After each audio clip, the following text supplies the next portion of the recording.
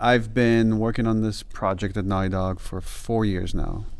We just announced it. It's called Intergalactic, the Heretic Prophet. It's our venture into more sci-fi stuff. Sony has recently published a video of Neil Druckmann interviewing with Alex Garland, discussing how their creator journeys have worked, and during the meeting, Neil Druckmann decided to start talking about Naughty Dog's upcoming game, Intergalactic, the Heretic Prophet, the game that a lot of gamers out there are looking at saying, yeah, it looks like a woke slop fest that I don't want anything to do with.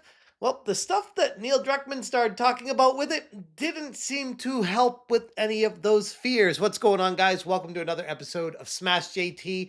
Neil Druckmann discussed Intergalactic, the Heretic Prophet, as a game that's going to focus heavily on religion. And obviously, there's a lot of the message involved with the game, at least from the trailer itself. Combined with Naughty Dog's recent history of games, you put it all together and say, yeah, this game that's coming out from them seems pretty doomed for failure. Hit that subscribe, give me a like, and check out SmashJT.com for the full article discussing the interview of Neil Druckmann and Intergalactic, the Heretic Prophet, and how this game looks to be even worse than many people thought. But before we even go too far into the video, let me show you guys my favorite clip from this whole thing, because I feel like it sums everything up perfectly. Who gives a shit? Exactly. So we finally have some information from the source themselves discussing Intergalactic, the Heretic Prophet, more than just, space cowboy girl boss in space that is trying to save the future, and it's a different version of the 80s. It takes place 2,000 years in an alternate future that deviates in the late 80s. Wow. And we spent like years just coming up with that timeline, and it's dealing with...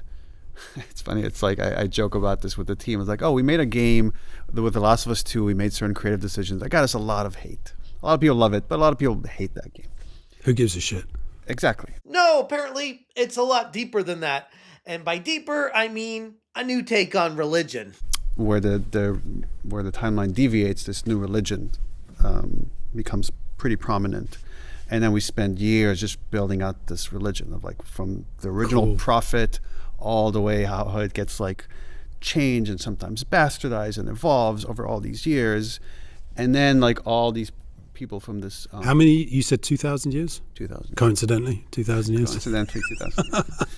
Naughty Dog's controversial top dog, Neil Druckmann, has finally pulled back the curtain on the studio's next big project, Intergalactic, the Heretic Prophet. And of course, to no one's surprise, it looks like another heavy-handed, narrative-driven game built to push thought-provoking woke themes rather than any kind of actual fun gameplay. Given the direction that Druckmann has been taking Naughty Dog in the recent years, it's not too surprising. And the Heretic Prophet taking a stance focusing heavily on religion and faith in an alternate future immediately raised plenty of red flags all around, suggesting to me that it will be yet another extremely divisive, bloated, and pretentious experience that ultimately will alienate core gamers. Would I like to be wrong about this? I don't know, actually. I kind of want Naughty Dog to fail with the direction that Neil Druckmann's been taking things. It's the only way that Sony would learn a lesson that this is not the direction that gamers want things to go. But then again, if Neil Druckmann's able to learn lessons from the past of what people liked and didn't like, then sure, I'm open to it. But I wouldn't hold my breath. And this whole religion takes place on this one planet, and then at one point, all communication stops from this planet. Nice.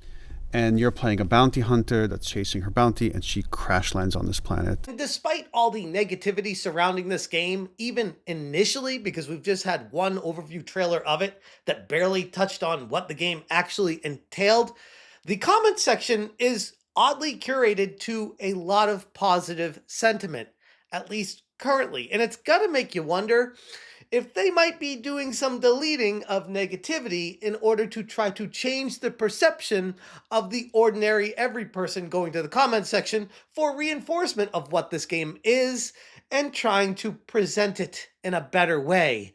But then looking at the dislikes on it and you're like, yeah, no, this doesn't match up. But first things first, let's dive into the timeline deviating from reality and honestly, common sense. So here's the long and the short of it. The game's set to take place around the year 2000, but not in our timeline. Instead, it diverges from the 1980s when we see a new religion apparently emerging that reshapes civilization.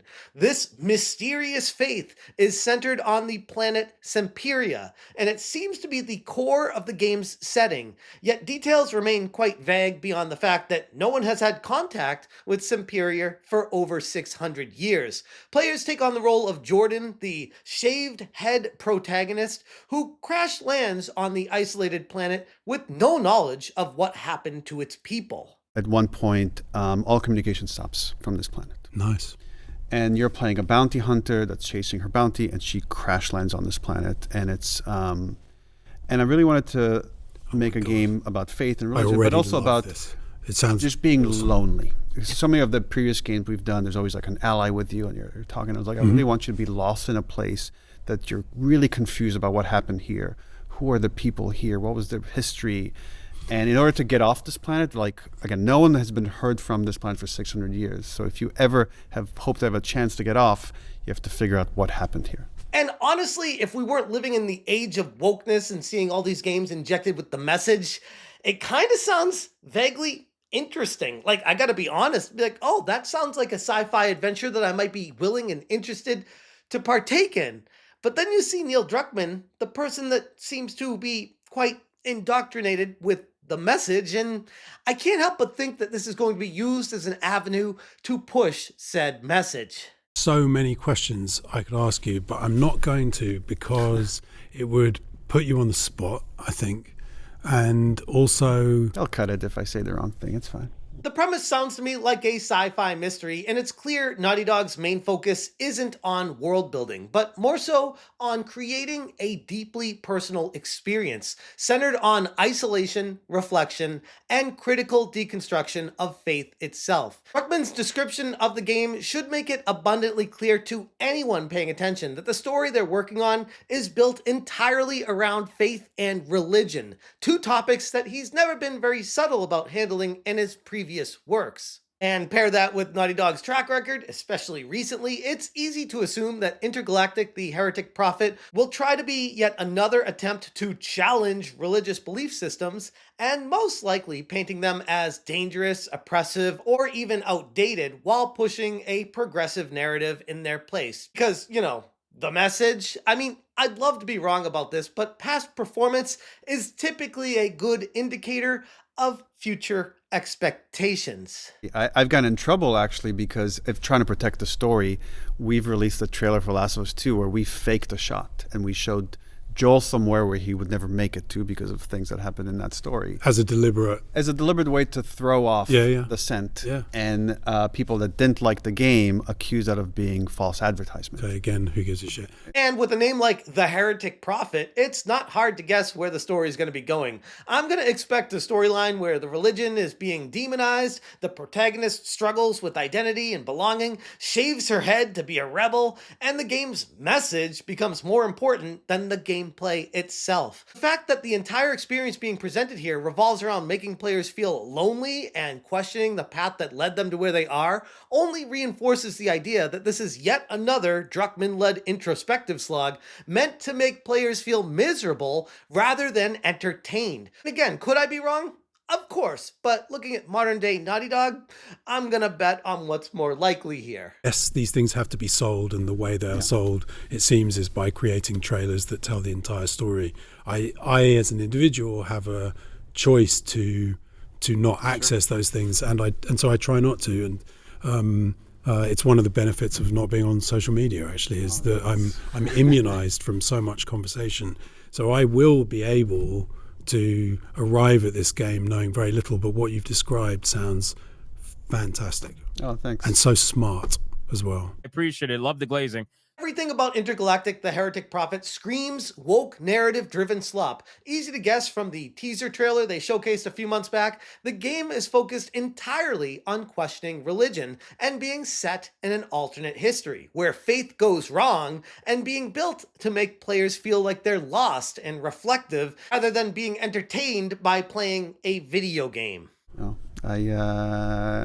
yeah, it's so we still have a ways to go, but I'm Sure. kind of very excited to see. And it's like again, these things are so complex and big, and there's so many people involved. It's like I still don't know exactly what this thing is going to look like at the end. It's like I have a theory, I have an idea, but it's still evolving and changing as we're making it. Right off the bat, I'm looking at this being the female lead protagonist, shaving her head, being the hardcore girl boss that she is, and pairing that with how it looks like the prototypical woke female in the modern era, paired with Naughty Dog and Neil Druckmann in the direction of what they did with Last of Us Part 2, it's not hard to imagine that this game is going to follow closely in the footsteps of that. Which, don't worry, I'm sure it's going to be praised by all those woke game journalists out there and all those ex-Twitter activist bots that just want to praise this game every chance they get, but in reality will be wholeheartedly rejected by gamers, the people with wallets purchasing said game. At this point, Naughty Dog doesn't even seem to be trying to hide their agenda. They've abandoned the fun, adventure spirit that wants to find them